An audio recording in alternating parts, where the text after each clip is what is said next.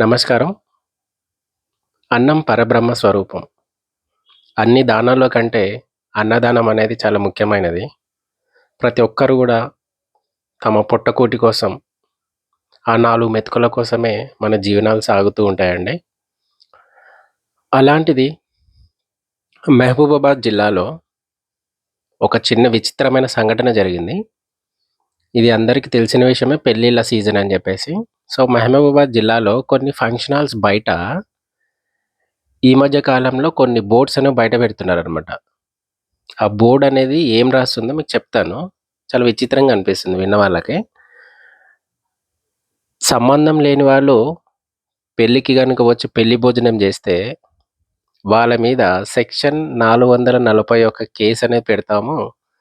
3 నెలలు జైలు శిక్ష, అదీ కాదని రూ. 5,000 జరిమానా వేస్తామని జెప్పేసి ఒక బోర్డ్ మీద రాసి అక్కడ బయట పెట్టడం జరుగుతుంది.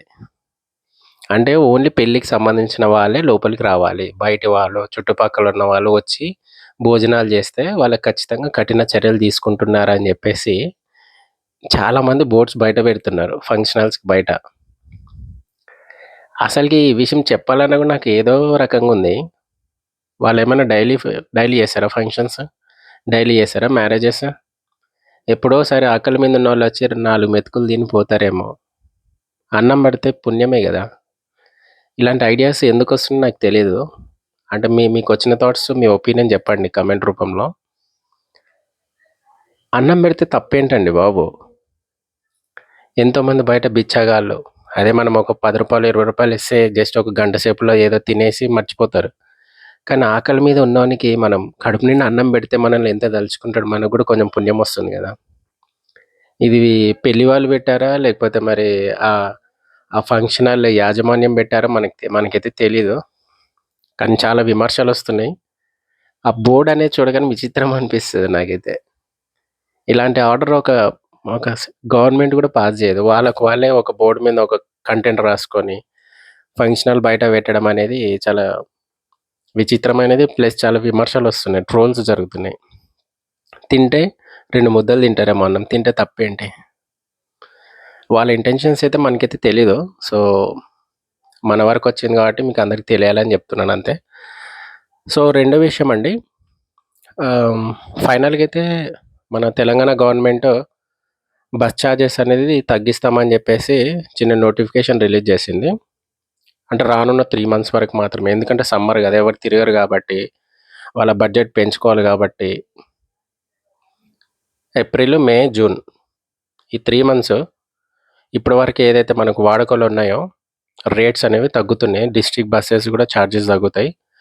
మన డీలక్స్ బస్సులకైతే ఇంతకుముందు రూ. 30 ఉండేది. ఇప్పుడు రూ. 25 అవుతుంది. ఏసీ బస్సులకైతే 35-25కి అయ్యింది. So, final order plus final confirmation అనేది నాకు తెలిసి ఈ మంత్ ఎండ్ లోపు వస్తుంది. దీనివల్ల ఎవరికి బెనిఫిట్? అబ్బాయిలకి. ఇప్పుడు ఎలాగో లేడీస్‌కైతే ఫ్రీ సీటే. అబ్బాయిలు టికెట్ తీసుకొని గూడా అమ్మాయిలకి సీట్లియ్యాలి. ఒక భయం. అదేంటి ఎవరికి బెనిఫిట్టో, ఎవరికి అసలు మీకే వదిలేస్తున్నాను నేనైతే. అదేంటో అసలు అబ్బాయిలు టికెట్లు తీసుకొని అబ్బాయిలు నిలబడాలి. ఏం టికెట్ లేకుండా మాత్రం లేడీస్ కూర్చోవాలి. రెస్పాండ్ అవ్వండి అబ్బాయిలు గూడా. కామెడీ ఏం గాదులే గానీ చెప్పాలనిపించింది. ఎందుకంటే కష్టాలు మాత్రం అబ్బాయిలకి. దానికి సంబంధించిన సీట్లు మాత్రం అమ్మాయిలకి. చాలామంది జరుగుతున్నాయి గొడవలు గూడా. ఫ్రీ బస్సుల్లో గూడా. ఈ రూ. 5, రూ. 10 తగ్గిస్తే నాకైతే అంత పెద్ద తేడా ఏమి అనిపించట్లేదండి. మేబీ డైలీ ఎవరైతే ట్రాన్స్‌పోర్ట్ చేస్తున్నారో వాళ్ళకి బెనిఫిట్ అవ్వచ్చేమో గానీ, పర్టిక్యులర్‌గా యూత్‌కి అన్ని వర్గాల వరకైతే బెనిఫిట్ కాదేమో అనిపిస్తుంది నాకైతే. సో, ఈ బస్ టికెట్ ప్రైజెస్ తగ్గించడం బెనిఫిట్టా? కాదా? అనేది మీరు కమెంట్ జేయండి. థర్డ్ కేసండి. సో, మన సినీ నటి లావణ్య త్రిపాఠి గారి మీద సైబర్ క్రైమ్‌ని అప్రోచ్ అయ్యింది త్రిపాఠి గారు. ఆన్‌లైన్‌లో ఒక ఇన్‌స్టాగ్రామ్ నుంచి ఒక అన్‌నోన్ అకౌంట్స్ నుంచి చాలా అబ్యూజింగ్ లాంగ్వేజ్‌లో తిడుతున్నారని జెప్పేసి ఒక 11 స్క్రీన్‌షాట్‌లు, దానికి సంబంధించిన comments, abusing language comments cyber crime వాళ్ళనైతే అప్రోచ్ అయ్యింది. అది ఎవరు ఏంటనేది ఐపీ అడ్రెస్ అయితే పోలీసులు ట్రేస్ జేస్తున్నారు.